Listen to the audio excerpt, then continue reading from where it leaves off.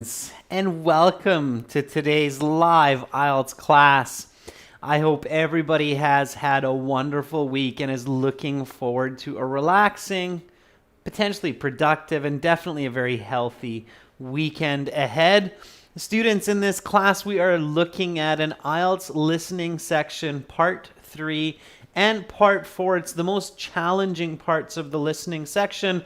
It is a challenge for a band 9. And this lesson is presented to you by aehelp.com for academic IELTS success. Visit us there for the general IELTS. Check us out at IELTShelp.com. That's generalieltshelp.com. On both of those websites, we have loads and loads of material to help you pass your IELTS exam. Welcome Munish, Harpreet, Angel, Ramneek. Very nice to see many students in the class. Welcome members, Sammy. Good to see all of you. All right, everyone, I'll quickly show you our websites while we wait for some of your peers. This is our academic IELTS website here at aehelp.com. It's got this blue background. You can click that big red button to join the premium package there. It's a one-time payment for lifetime access. We are a British Council IELTS test registration center and certified agents. You are in excellent hands with us. We are world leaders when it comes to IELTS exam preparation online. This is our general IELTS website here with the green background. Again, you can click that big red button. One-time payment, doesn't cost a lot, so well worth it. We have apps, Academic IELTS Help app in your Android or Apple App Store, links to aehelp.com website account, GIELTS Help links to your GIELTShelp.com account, so you can learn through the website or the app from one account. You can follow us on Instagram, IELTS_AEhelp and GIELTS Help. And you can also contact me by sending me an email, adrian@aehelp.com. All right, everyone. We've got a couple more classes for you tomorrow. So for members, we will have a speaking part 2 class. And we will have a speaking part 3 for everyone at this time tomorrow. So get ready for that. Okay. All right. We're going to get into our listening here pretty quick. There we go. Boom. All right. Listening section 3. It's called part 3. For those students who were in class yesterday, you probably remember that first strategy that I showed you during the instruction time of part 1 listening.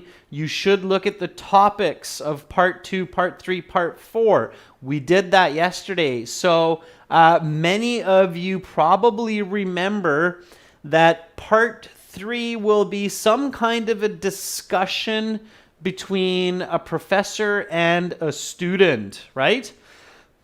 And part 4 will be something about dinosaurs, something about the T-Rex, right? Welcome, Paulo. Good to see more members coming in. Hi, Eugen. Thank you for all the happy emojis making our day a little bit brighter. All right, everyone. So I am going to play the audio for this part 3 for these questions in just a moment. So get ready. Make sure you have a pencil and a piece of paper, or you can type in your phone or on your computer.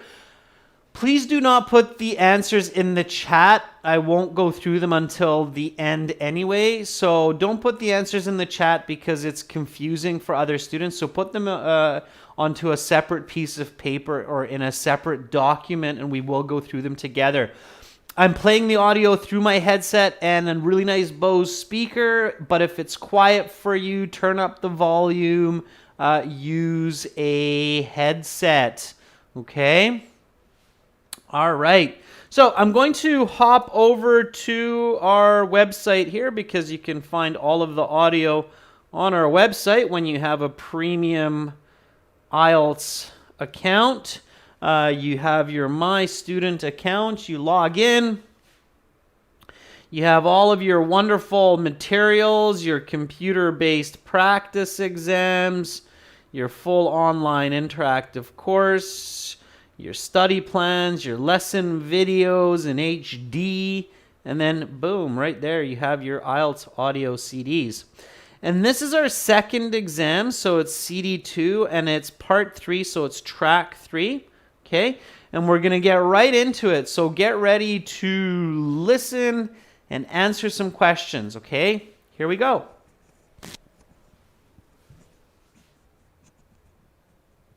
Now turn to section 3. Take some time to look at questions 21 to 26. Listening section 3. You will hear a student and her professor talking about their class.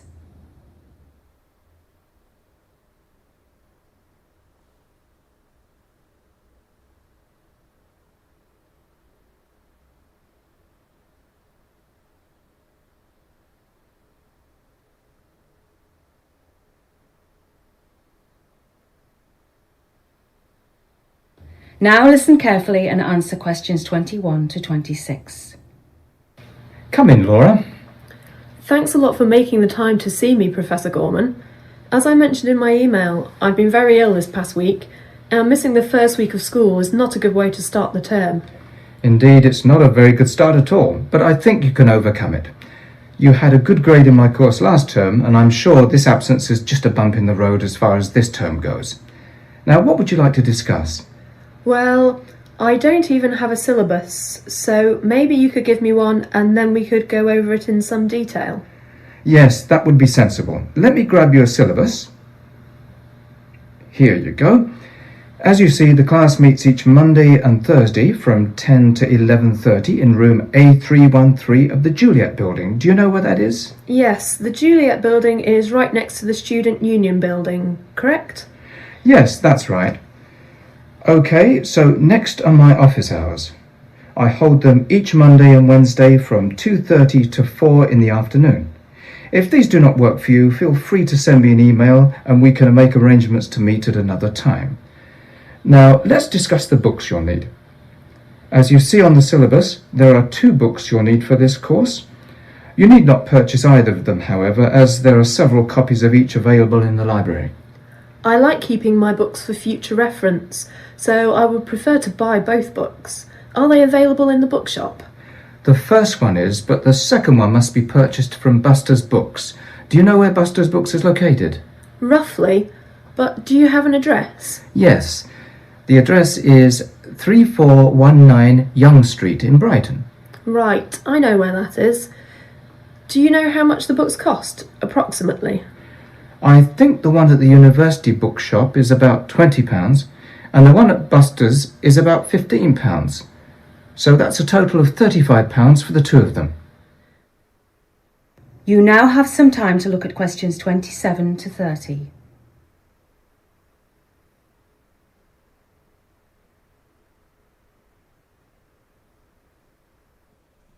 If the board is not clear for you, change your setting in your YouTube account to 720p, okay? So again, if it's not clear, change to 720p resolution. Now listen to the rest of the discussion and answer questions 27 to 30. Great. Can we talk a little about the coursework required? Of course. There are 2 essays, 1 midterm exam and 1 final exam. Wow, that's a lot of coursework. Yes, but at this level I don't believe in just having 1 essay or 1 final exam determine your entire mark in a class. I like arranging it so that a student can have a chance to reflect on their ability and understanding of materials throughout the term. That makes sense. So what are the percentages associated with each assignment and exam? The first essay is worth 15%, the second is worth 25%, the midterm exam is worth 20%, and the final exam is worth 40%. Would you like to talk about the first essay? It is due next Friday. Yes, could we? Of course. The essay should be approximately 1,500 words and the topic must be chosen from the list. And can I get a copy of the list? There is one attached to your syllabus. Right, so do we have to tell you what topic we are writing on beforehand? No, it's all right. You only have to notify me if you want to do a topic that is not on the list. Right. Is the essay due in class, or can we submit it by email? I will accept essays without penalty until midnight after the class it's due. So yes, you can submit it by email, hand it in during class, or submit it to the department office. If you submit it to the office, make sure to get a timestamp put on it so that I can be sure the paper was submitted on time. And also, be sure to make... That is the end of section 3. You will now have half a minute to check your answers.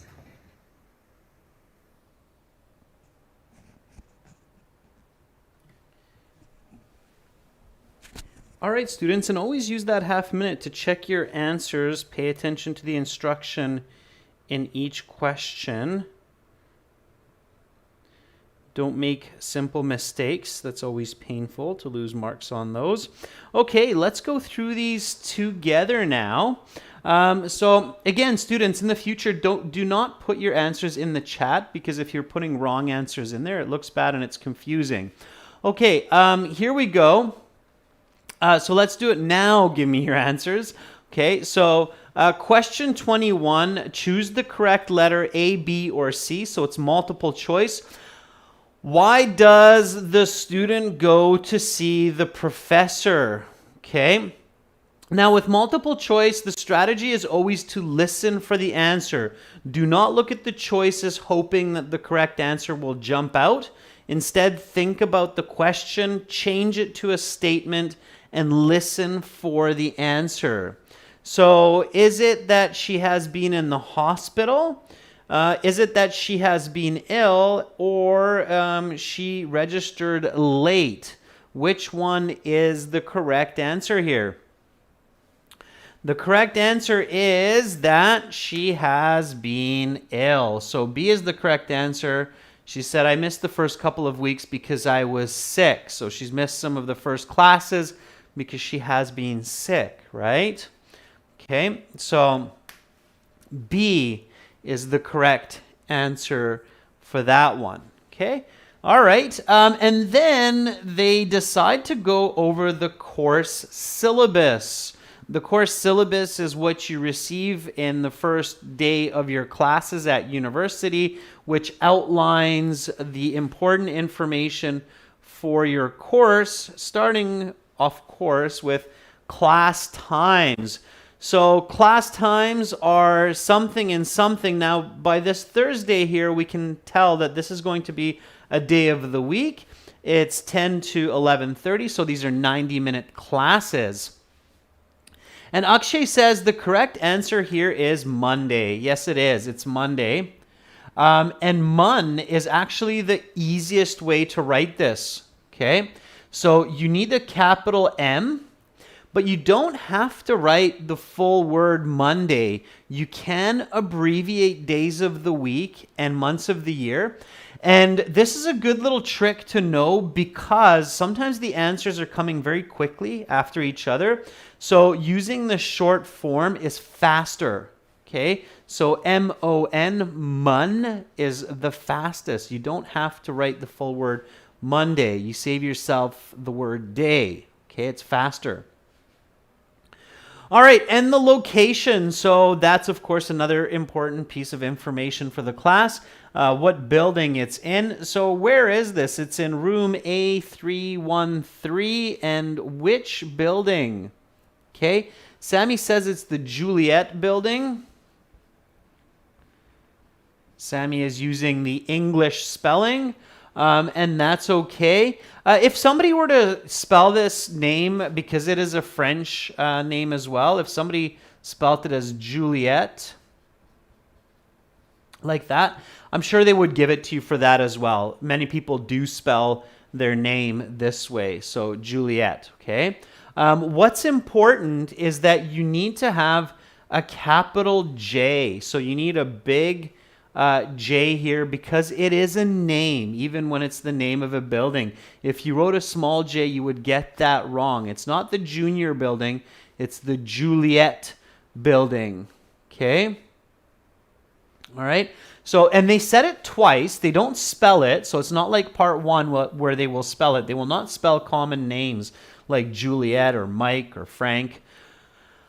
So the professor says it's in the Juliet building, and then the student says, oh, the Juliet building. I know where that is. Okay.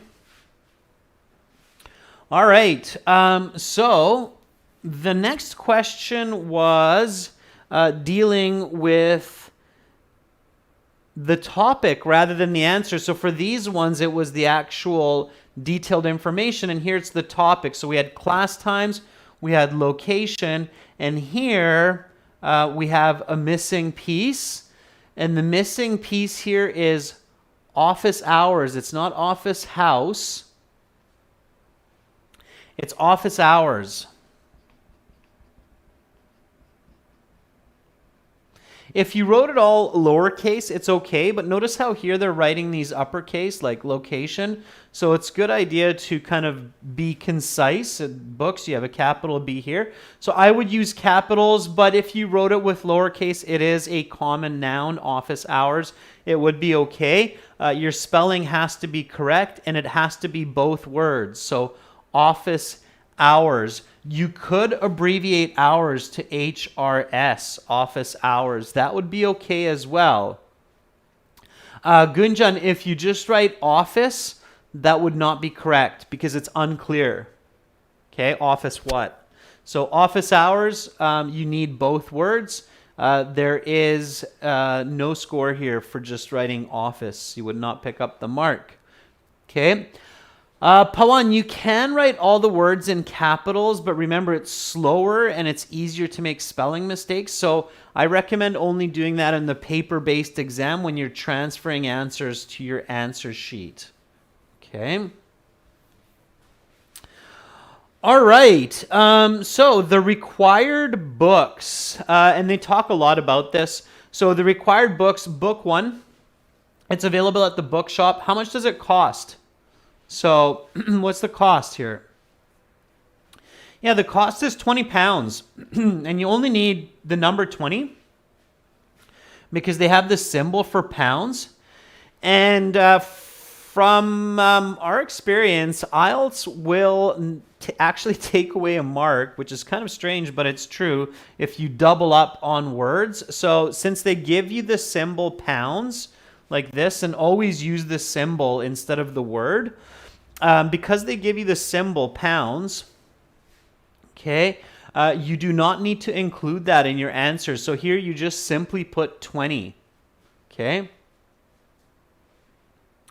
Nishanti, if you write your entire writing task in capitals, you will lose some marks. Don't do that, okay? Yeah, absolutely. All right. Good question. Yeah, in reading and writing, you can write all capitals, but definitely not in the writing section. Sorry, listening and reading, but not in the writing.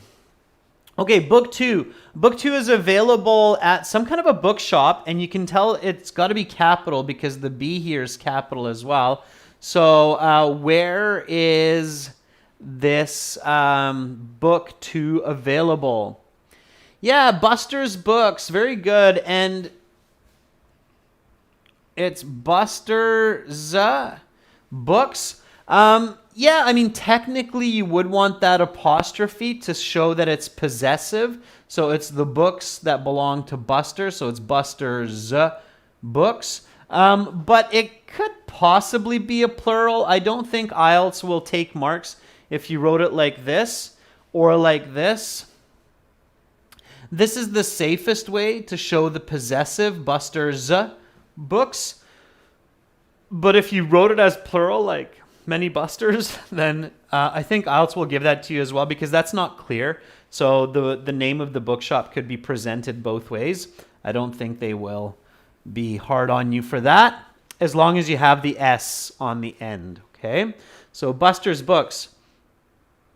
Very good, okay?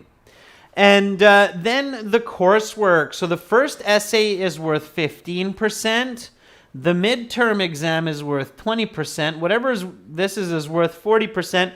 So 27 is very easy because all you have to do is logic And logic will tell you that this is 25%, so that the total here is 100%.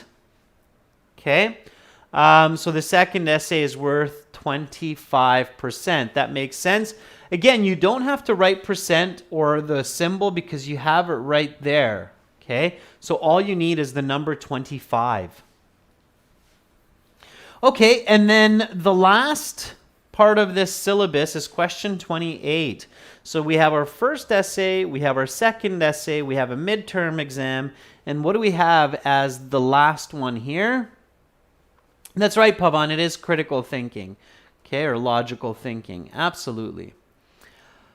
It is the final exam, and I see lots of bad spelling up there. So final, F-I-N-A-L, exam, okay, final exam. And you need both words. So you need the word final and you need the word exam. If you don't have the word exam, you will not get that mark. Okay, so it's final exam, 40%. Make sure that you have both of those words. Okay. Because if you just write final, it could be like final presentation, final project, final essay. We don't know, right? So IELTS will not give you the mark if you wrote just final. So always be very careful. You have to have an accurate answer. Okay, accurate answers are super important. All right, then we had a few more questions for part 3. So write no more than 2 words and or a number. So how long should the first assignment be approximately? Pritam Gunjam Kamia says 1,500 words. Makdi, yeah, you can use all capitals in the listening. Please don't spam the chat, okay? So how long should the first assignment be approximately? 1,500 words. And you need both this number and you need words, okay? Because otherwise we could think 1,500 pages, 1,500 characters, 1,500 paragraphs, 1,500 sentences, lines. We don't know, right? So words is very important. Yuvi says, where's the moderator today? I'm not sure. Maybe Carolina's taking a day off. It's fine. Okay, so 1,500 words it is, right? 1,500 words. Okay. All right, now the last one is what's called an inference question. So they give you some information. You have to make sure that you review this ahead of time. And then you have to really listen to the conversation to figure it out. So question 30. The student's class ends at 11:30 a.m. on the day the paper is due. Decide whether a paper handed in is on time or late. Okay, you have to write the correct letter. A, if the student receives a late penalty, or B, the essay is on time and there's no penalty. Okay, so the paper is handed in at 5 p.m. the same day, dropped off at the department office with no timestamp received. Is it A, the student receives a late penalty, or B, the essay is on time, no penalty? What's the correct answer here? Sammy says it's A, this student is going to get a late penalty. Shoya says it's B, the essay is on time, there's no penalty. Jyoti agrees. I agree with Sammy. The correct answer is A, because the professor very clearly says that if the paper is handed in after class, make sure to get a timestamp so that I know it was handed in on time and you do not receive a late penalty. And this paper is handed in after class. It should be, it's on time, but because there's no timestamp, okay, there's no timestamp. And the professor very clearly said, make sure to get a timestamp, okay? Because there's no timestamp received, it's going to get a late penalty. There's no proof of submission, okay? And students can argue after, but professors have a lot of students. They don't have time for arguments. They just stick to what they ask from the students. It's the way the world works. And there is a penalty. Okay, no timestamp. All right, students, quick question. How did you do? What did you get out of 10? So how did you do on this part 3? When you're thinking about part 3 and you're thinking about getting a band 6, 7, for part 3, you should be thinking to get at least 6 or more. Okay, so you should be thinking to get at least 6 or more correct in these more challenging parts. Gunjan says, hey, I got 7. That's pretty good, Gunjan. Yuvi got 8. That's nice. Akshay got 9, which is fantastic. Yeah. Shipon 6 is just enough. Okay. So not bad. All right. This is one of the easier part 3 listening exercises. Sometimes you get a little bit lucky. Sometimes not as much. Let's get into part 4. Okay, so here we go with part 4. Now keep in mind, part 4 has no breaks. You just go from start to finish. Okay, there's absolutely no breaks. So we're going to do part 4. Again, don't put your answers in the chat. Just put your answers on a separate piece of paper so you don't confuse other students. Okay. All right, here we go, everyone. Let's get right into part 4. Let's get fluent in our listening. Now turn to section 4. Take some time to look at questions 31 to 40. Listening section 4. You will hear a lecture about the dinosaur Tyrannosaurus rex.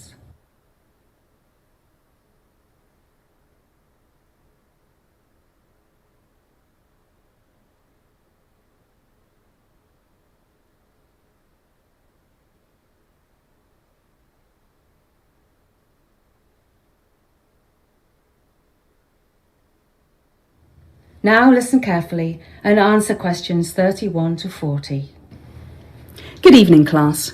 If you are registered for Anthropology 322, you are in the right place.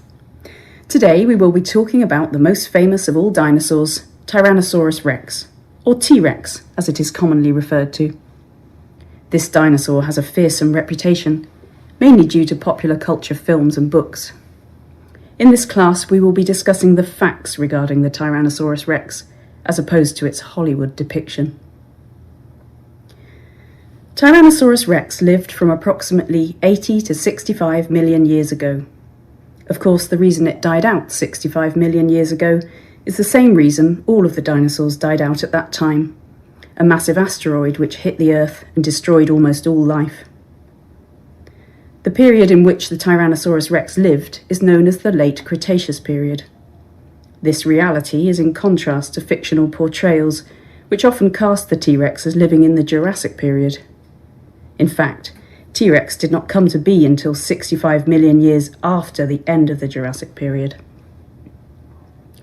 Tyrannosaurus rex was a meat-eater, but it is not entirely clear whether it killed its own prey or if it merely scavenged the prey of other dinosaurs.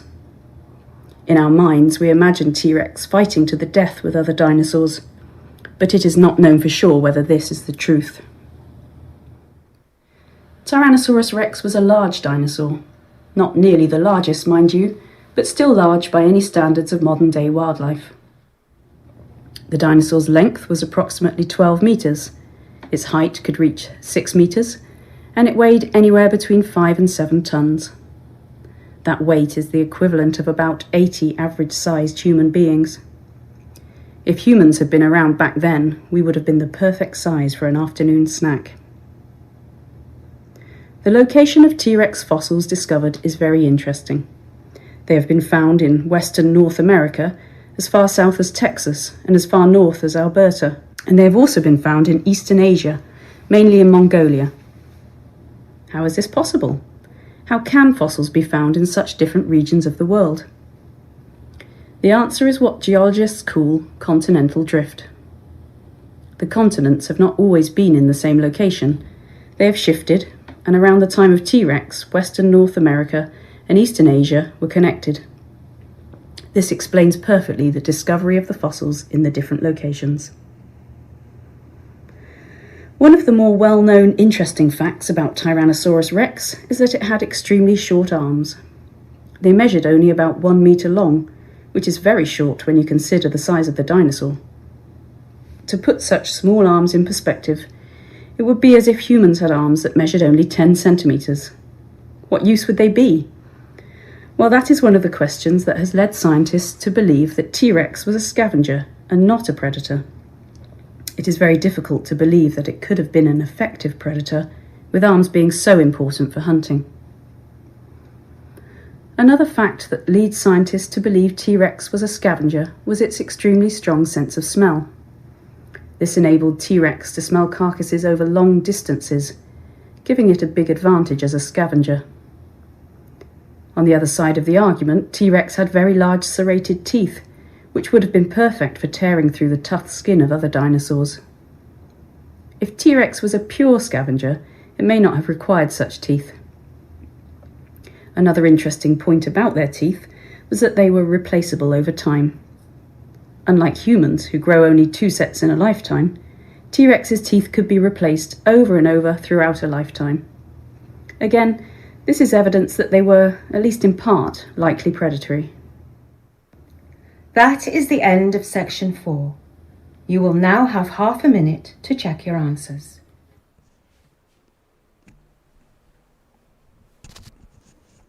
All right, make sure to check those answers, everyone. You would have 10 minutes in the paper-based exam now to transfer your answers to your answer sheet, so you have a little bit of extra chance to double check and triple check answers and spelling. In the computer-based exam, you do not have those 10 minutes. You have just a couple minutes, but you can look over your answers. You do have a couple of minutes to look over your answers. Okay, let's take a look at these. We'll get the correct answers now and discuss a bit of strategy and how to go about it. And so here we go, number 31. The question is, which of these events happened 65 million years ago? And here, for this type of question, you should have been maybe taking some notes, okay? So here, your choices are: the dinosaurs became extinct, Tyrannosaurus rex came into existence, Tyrannosaurus rex died out, and a large asteroid hit the Earth. And then you have choices A, B, and C, which are 1 and 3, or 1, 2, 3, and 4, or 1, 3, and 4. So you have to figure out which of these groups is correct, okay? Now, logic is your friend, everyone. Okay, use logic. So, number 1, the dinosaurs became extinct. Okay, why did they become extinct? Because a large asteroid hit the Earth. Okay. Tyrannosaurus rex is a dinosaur. So if the dinosaurs became extinct, Tyrannosaurus rex also became extinct. I'm sure that none of you have seen a Tyrannosaurus rex running around in your backyard. So, and if you have, well, hey, that's incredible. These 3 for sure. Now, Tyrannosaurus rex came into existence doesn't make sense because according to the professor, the T-Rex came into existence millions of years before it died out. So 1, 3, and 4 make logical sense if you're really paying attention. So choose C. For any type of question that has this kind of multiple choice type of setup, logic is really, really useful. Okay, so make sure to use logic. Okay, Gunjan, if you miss an answer, try to use logic like this to figure it out. Okay, don't leave any blanks. All right, you don't get negative points for wrong answers in the IELTS. So there we go. So the correct answer here is C. Okay, so in your answer sheet, you have to put C. Okay. All right. Let's keep going. So some more multiple choice here. For multiple choice, again, you're listening for the answer. So number 32, Tyrannosaurus Rex lived during which time? A, the Jurassic period, B, late Cretaceous period, or C, the late Triassic period. The correct answer is B again. Okay. The professor is very, very clear that the Jurassic period happened way before the T-Rex. Okay, that's before those big dinosaurs. In the movie, they call it Jurassic Park because it sounds better and it sells the movie. It would be weird to call the movie the Late Cretaceous Park. Okay, people would be like, what? Excuse me? Hey, check out this awesome movie. It's called The Late Cretaceous Park. Late Cretaceous, what? It just sounds way better to say Jurassic Park. It sounds better, right? But not really true, scientifically speaking. Okay, so careful with Hollywood movies when you're thinking about answers, okay? Pay attention to the listening. Okay, number 33, how tall? Now, they don't say tall. The professor says height instead of tall. So how tall was the Tyrannosaurus Rex? Okay. Was the T-Rex A, 12 meters, B, 6 meters, or C, 7 meters? Yeah, 6 meters. It's a big, big beast. So again, the correct answer is B. So we have C, B, B, right? So far. Okay, yeah, 6 meters. It makes sense. Again, visually picture this T-Rex. Okay, so you've got your T-Rex. It's a terrible looking T-Rex today. Okay, so there's your T-Rex. And of course, the T-Rex is going to be, it's going to have some teeth. It's going to have these little short arms. Hopefully you saw the little short arms. It's got some giant legs. Okay, like that. Okay, it's a terrible looking T-Rex. So it's 6 meters long and it's 12 meters in length. So twice as long as it is high, which makes sense. It's got to be stable while it's running around. So it makes sense that it's much longer than it is tall with its tail. Okay. Please don't take screenshots of that. Naveen says it looks like a baby Godzilla. Yeah. Naveen, that's kind of what I thought as well. Okay.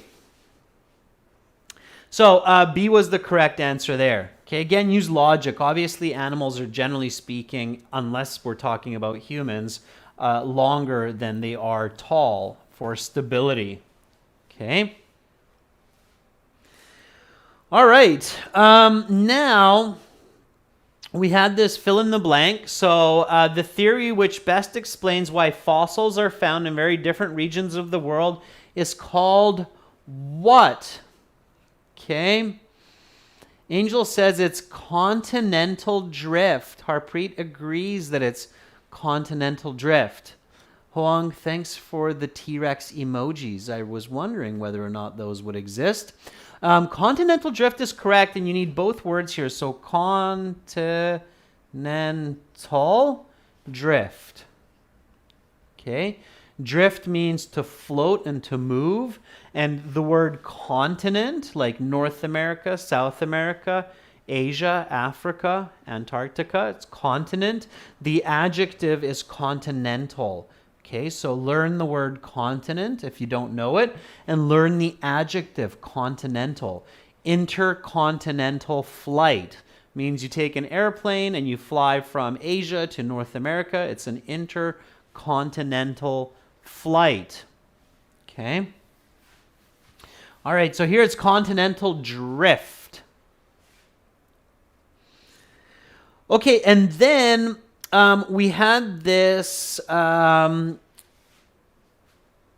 form completion or this table completion.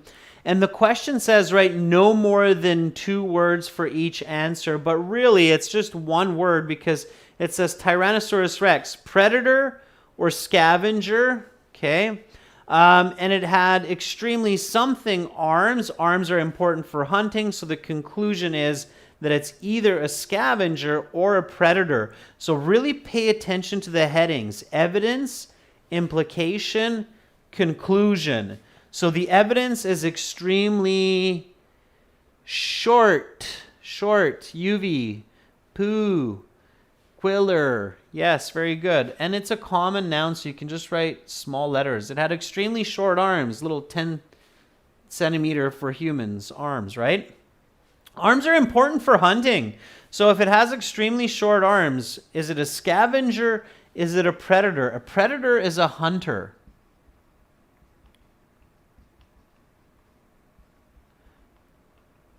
Okay, predator hunts other animals. Scavenger eats dead animals.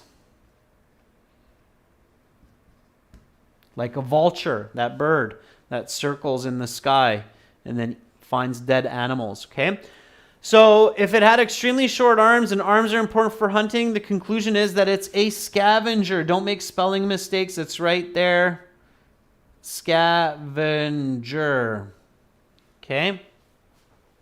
All right? Very good. Yeah, and Ken, it's not a dead body, it's a carcass. Okay, so a dead animal or the remains of a dead animal is a carcass. Carcass. All right? We have that word here in the next question. So the evidence is that it has a strong sense of smell. It's able to detect carcasses. Carcass is the remains of a dead animal. Okay, so able to detect carcasses from long what? Distances. Yeah, very good. Vyom, Patel, careful. Distance is measurable. You can have multiple distances.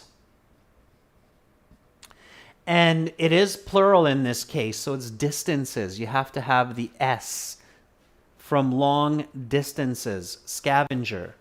Okay. Large serrated teeth. Serrated teeth means that the teeth are like this. Okay. So think of a shark, for example. Sharks have serrated teeth. Serrated teeth are able to tear through. We also say serrated knife. Like a bread knife often will be a serrated knife. So a knife that has, it's terrible. That's like that. Okay, it's a serrated knife. Serrated knife, serrated teeth. Able to tear through tough skin. Very good. Skin. Yeah.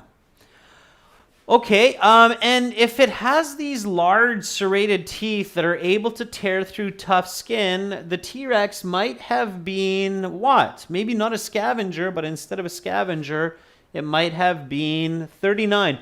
These ones, like 36, 39, as long as you see the question clearly, it will be easy, especially because the words are even given there. So it's a predator, yeah.